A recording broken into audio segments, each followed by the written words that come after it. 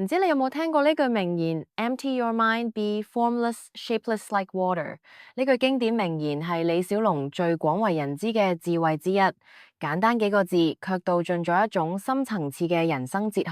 但係如果我哋唔淨係將佢當成一句金句，而係當佢係一種生活方式呢？如果成為水呢一個概念真係可以幫我哋面對壓力、處理恐懼、重塑自我同揾到人生方向，會點樣改變你而家嘅生活？成為水唔係學人打功夫，亦都唔係叫你學會退讓，而係要你學識點樣以柔制剛、隨遇而安，同時保持自己內在嘅力量。李小龍話啦，水可以流動，亦都可以撞擊，佢唔只係講戰鬥，而係講緊人生。呢套哲學核心唔係點打，而係點活，點樣喺混亂之中保持清明，喺逆境中保持彈性，喺浮世裏面揾到自己真正嘅定位。Be Water My Friend 唔係傳統意義上嘅傳記，而係一本由李小龍個女 Shannon Lee 寫嘅心靈指南。Shannon 唔只係講佢爸爸嘅光輝歷史，而係從佢哋父女之間嘅智慧傳承，分享咗一種可以實踐嘅人生觀。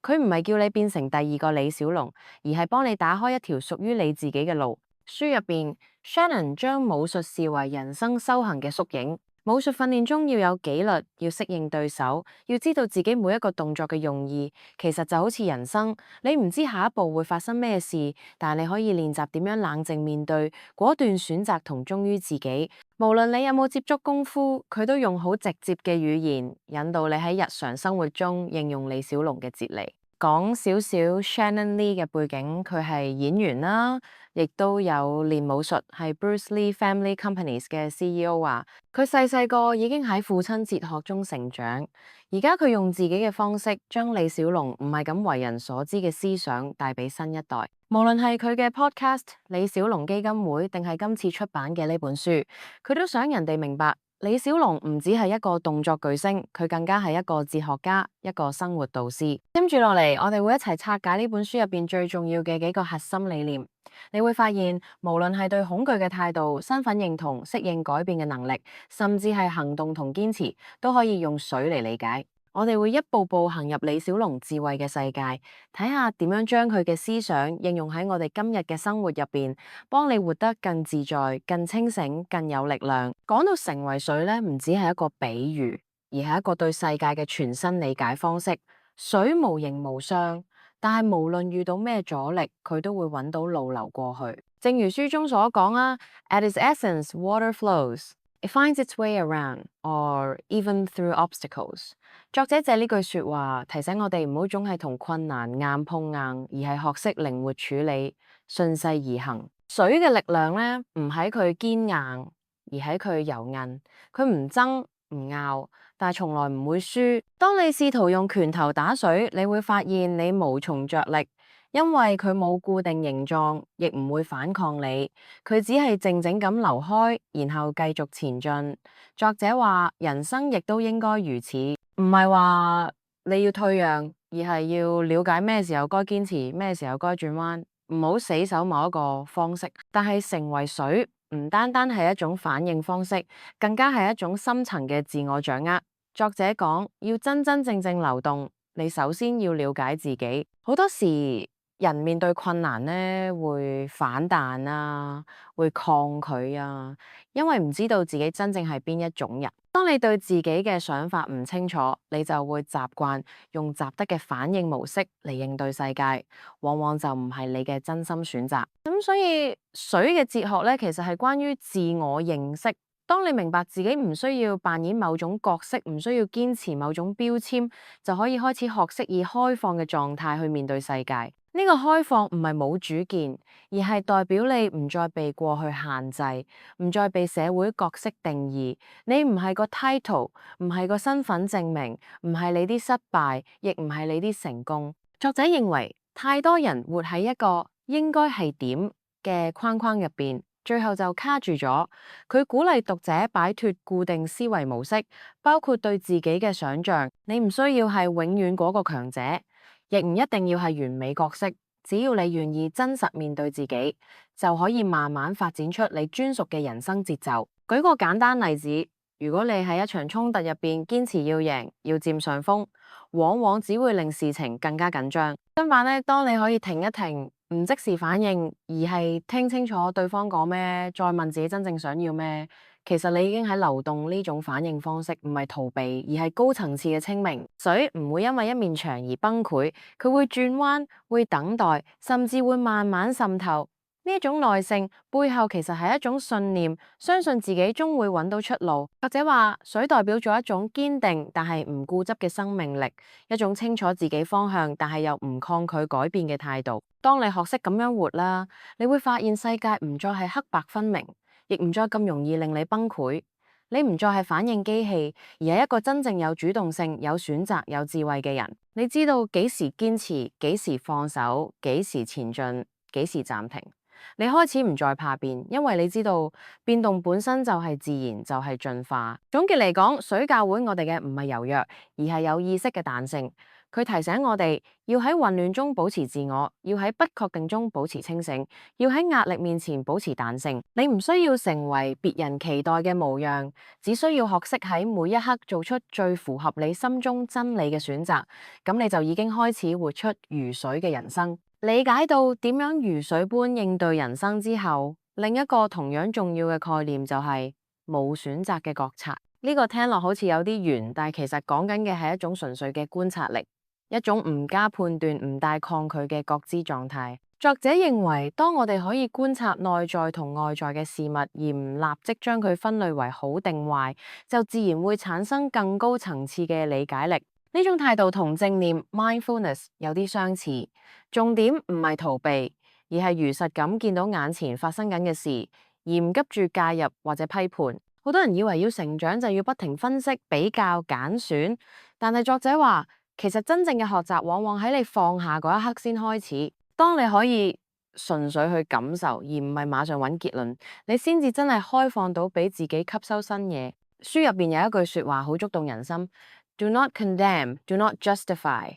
To truly understand, there must be no sense of comparison or condemnation.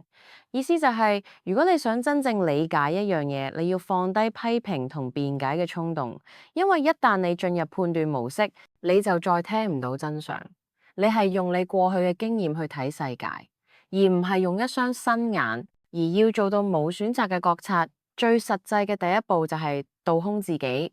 書中講咗一個經典比喻，如果你杯已經滿晒，就裝唔入任何新嘢。太多時我哋諗法固定，觀點堅定，連聽人講句說話都已經有預設答案。你帶住咁多，應該係點去面對人同事？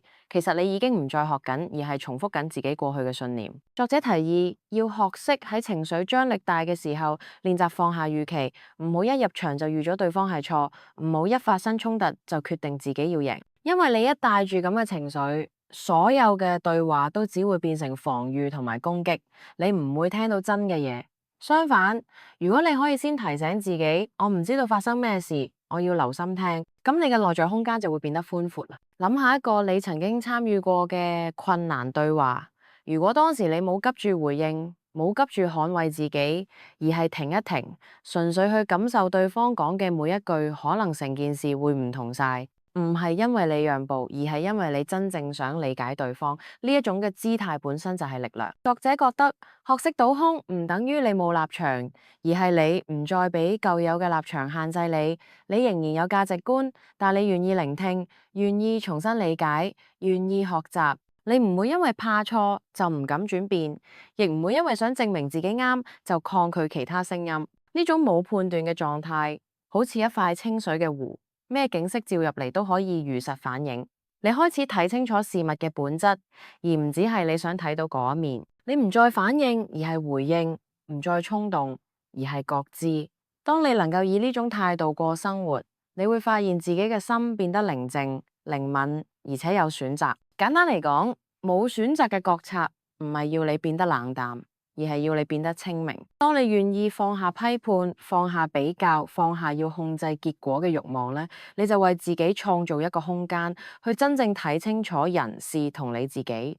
呢個空間就係轉變發生嘅起點。當你學識用清明嘅心觀察世界，又肯倒空自己接受新經驗，自然就會開始問：咁真正屬於我嘅人生係點樣？喺李小龍嘅人生旅程中，武術唔單止係技巧訓練，更係一條通往自我實現嘅道路。佢一生都不斷追求點樣表達最真實、最無偽嘅自己，而唔係扮演社會預期入邊嗰個角色。作者覺得，活得有意義，唔係照住人哋俾你嘅路去行，而係喺你內心揾到方向，再親手建立屬於自己嘅路。佢提到，The good life is a process, not a state of being. It is a direction, not a destination. 人生唔係要達到一個終點，而係一個不斷前進、不斷成長嘅過程。只要你行緊屬於自己嘅方向，你就已經係實踐緊自己嘅人生價值。但係要做到呢點呢，首先要避開一個陷阱，模仿。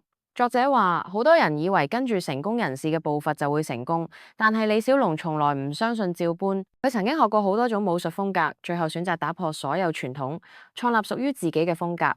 因為佢相信真正嘅力量嚟自自我理解同自由表達，而唔係模仿他人。每個人都應該揾到屬於自己嘅節奏，但要揾到呢個節奏，你要了解你內心真正重視嘅價值。作者認為，自我實現唔係一時興起，而係需要時間靜心觀察你喺邊啲時候最有能量、最有熱情。你對咩事特別上心？咩人令你感到開放？咩經歷令你覺得自己係真嘅自己？呢啲問題都值得你認真思考。喺書中咧，作者介紹咗一個好實用嘅概念 ，aim。呢個唔係講你要達成某一個成就，而係你內在嗰團火，你每日朝住邊個方向前進。當你清楚自己嘅 aim，你做事就有動力，就唔容易俾其他人嘅標準拉走。就算遇到挫折，你都會記得自己點解出發。作者建議可以透過寫日記同自我反思去釐清呢個 aim。唔使太複雜，每日問自己幾個簡單問題：今日有冇做啲令我覺得有意思嘅事？我有冇活得真實？我對邊啲事最投入？當你長期練習呢種覺察，你會慢慢見到某啲模式，開始認得你自己真正嘅動力來源。例如有人發現自己成日都喺幫人解決問題時特別有活力，就可能代表佢內在嘅 aim 同埋服務連結有關。而唔係因為佢應該要做社工或者心理學家，而係佢可以喺任何領域發揮呢種特質。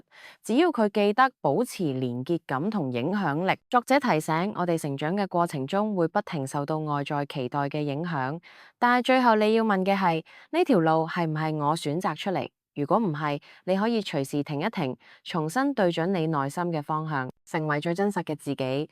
唔係一次過完成，而係每日一小步，忠於自己一次。當你肯面對自己真正嘅 aim， 你會發現你開始唔再羨慕人，唔再迷失，唔再畏懼偏離所謂正軌。你明白到最有力量嘅人生就係由你親手打造，而唔係抄襲別人嘅藍圖。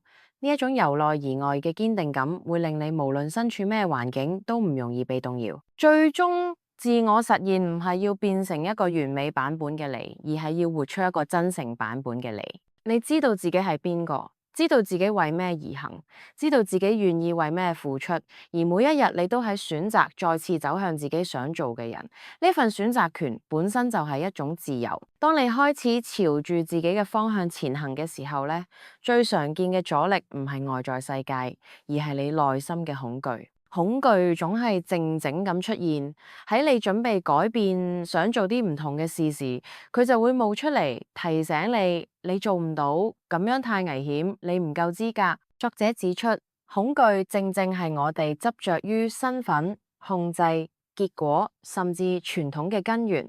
因為人嘅本能就係想捉住啲熟悉嘢嚟感覺安全。佢講咗一句好深刻：Fear compels us to cling to traditions and gurus. There can be no initiative if one has fear. 當你活喺恐懼之下，你會變得依賴權威、依賴過去、依賴外在肯定，而唔敢去冒險、創新或者試走屬於你嘅路。恐懼會令你停喺原地，以為咁樣就安全，但係其實你喺度慢慢放棄咗自己。而恐懼背後，常常就係自我喺度搞鬼。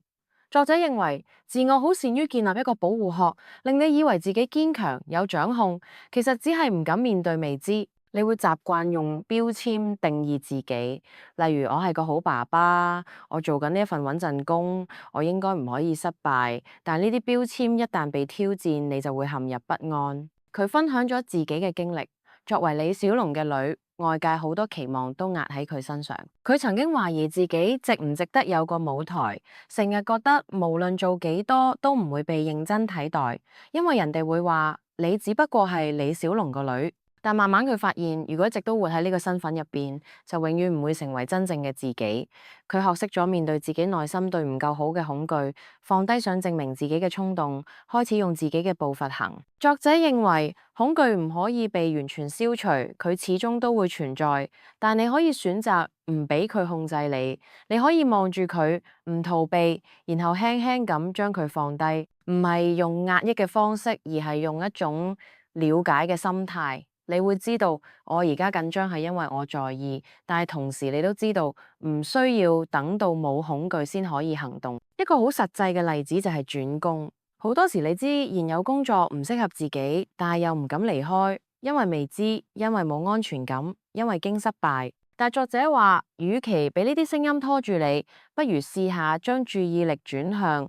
咁我最想體驗嘅係乜嘢？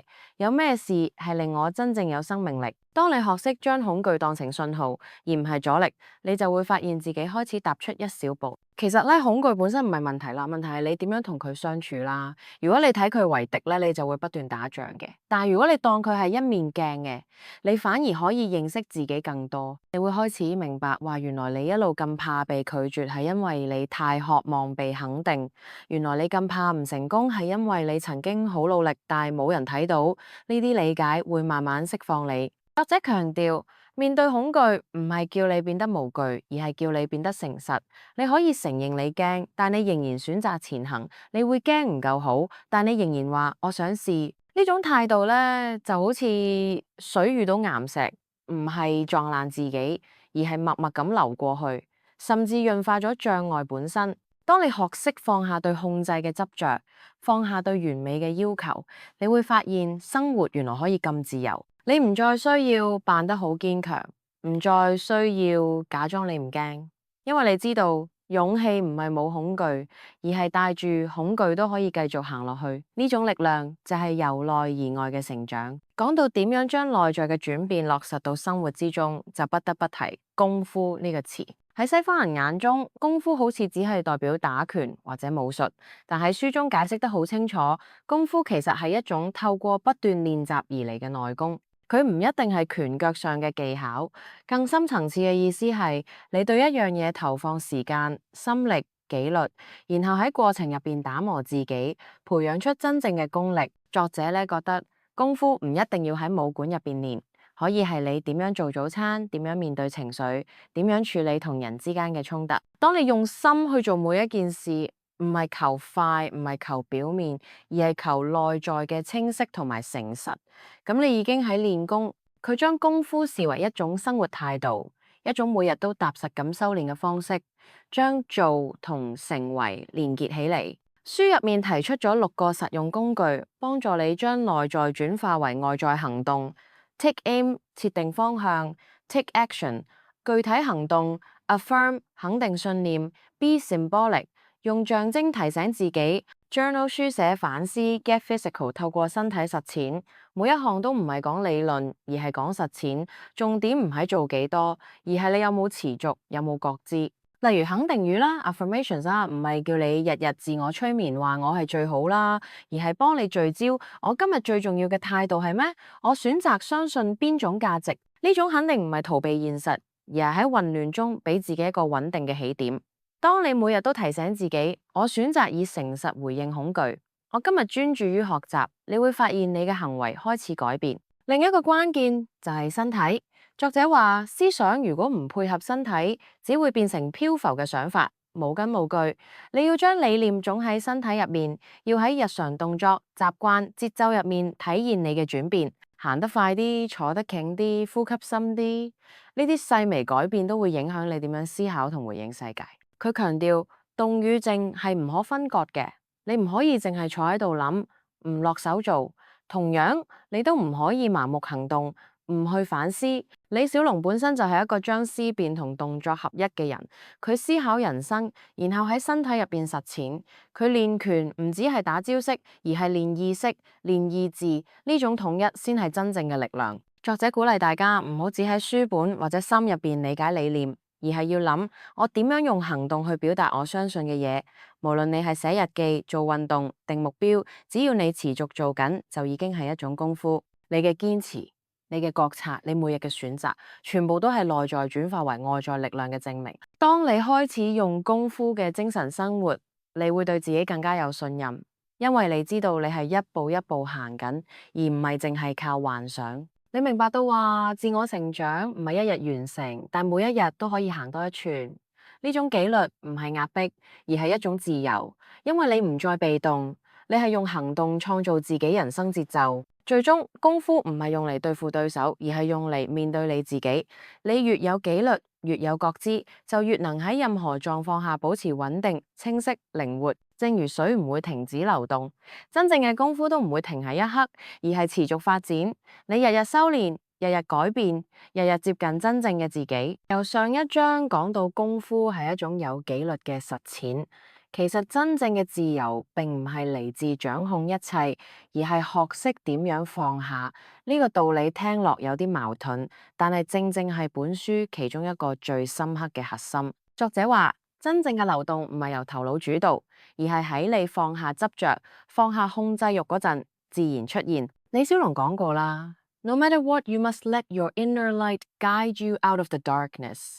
意思係喺黑暗之中，你唔可以靠外界、靠規則、靠他人，最終要靠你內在嗰盞光。要做到呢樣，你唔可以死攬住恐懼、目標或者身份，反而要慢慢鬆手，相信自己會知道點行。作者認為放下唔等於放棄，更加唔係懦弱，相反，真正嘅放下係一種內在力量，係嚟自對自己有信心，因為你知道啦。你無需要控制每一件事，人生本身就有佢嘅節奏，而你嘅責任只係喺每一刻誠實咁活住自己。當你越嚟越少咁攬住應該點樣先叫好呢啲觀念，你會開始接觸到更加自然嘅創造力。佢提到喺創作、表達甚至對話入邊，當你放低我要贏嘅心態，你反而可以聽得更清楚，講得更真誠。好似你喺一場激烈爭論入邊，如果你唔再堅持要說服對方，而係專注表達你真實嘅經驗同感受，個對話就會變得更有質感，更有人味。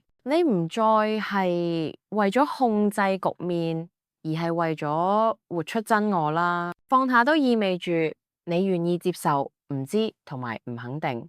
作者話，活喺流動狀態之中係一種對自己嘅信任，一種開放態度。你唔需要預計所有結果，唔需要先準備好所有答案先起步。你只要每一刻都保持清醒，保持忠心，跟住你當下嘅覺知行一步，就算前路唔明朗，你都知自己有能力應對。呢種信任並唔係盲目，而係嚟自一種深層嘅穩定。你唔再咁需要外在認同，因為你知自己係點。你唔再追逐名利或者結果，因為你已經活喺自己選擇之中。放下嘅時候，你反而會感受到一種難以形容嘅自由。你可以講你想講嘅說話，做你想做嘅事，表達你真正嘅感覺，唔再用面具去應付世界。作者覺得要活出咁嘅狀態，最重要係唔好再緊緊揸住任何嘢。唔好攬住身份，唔好攬住過去，唔好攬住完美主義，因為呢啲全部都會限制你，令你冇辦法感受到而家到底發生緊咩。當你肯放低咧，你會發現其實自己一直都係自由嘅，只係你之前太忙住控制，冇察覺到。最後佢話，生命最深嘅邀請唔係叫你去爭，而係叫你去活。當你願意唔再攬實所有嘢，願意喺每一刻真誠咁出現，真實咁感受，你就會開始真正體驗到，原來自由唔係外在俾你，而係你內在一直擁有。你唔再需要證明自己，因為你已經知道自己值得存在。呢一刻就係活住最真嘅樣。講返轉頭，李小龍所講嘅，從來唔只係拳腳功夫，而係一種人生嘅態度，一種內在有力量、外在有流動嘅生活方式。佢用水嚟比喻人應該點樣活住，唔需要硬撼，唔需要裝強，只要誠實、清醒、柔韌，就可以喺混亂嘅世界中穩穩咁行落去。作者將呢套哲學由一套抽象理論轉化成一本具體而實用嘅生活指南。佢冇將李小龍神化，反而好坦白咁分享一個父親、一個思考者點樣用生活經歷去提煉智慧，又點樣影響咗佢自己由內而外咁成長。書入邊講嘅唔係叫你做多啲、贏多啲，而係叫你停一停，問自己：我係咪活得真？我係咪活得自在？Be Water 聽落好簡單，但係真正做到需要每日練習。你要練放下，練傾聽，練信任自己。你越少執着，就越多可能；你越少控制，就越能夠流動。而當你開始流動，你就會明白，人生其實冇咁難，最難嘅只係肯唔肯開始。如果你一直鍾意李小龍，但係從未深入了解佢思想，呢本書會係一個好好嘅入口。但係更重要嘅係，你唔好只係欣賞佢講過啲咩，而係試下親身實踐，行動起嚟。唔好只喺腦入邊轉啊，喺生活入邊一點一滴咁做啦。慢慢你會發現，水唔單止會流，佢仲會塑造一切經過嘅地方。你都可以係水行落去，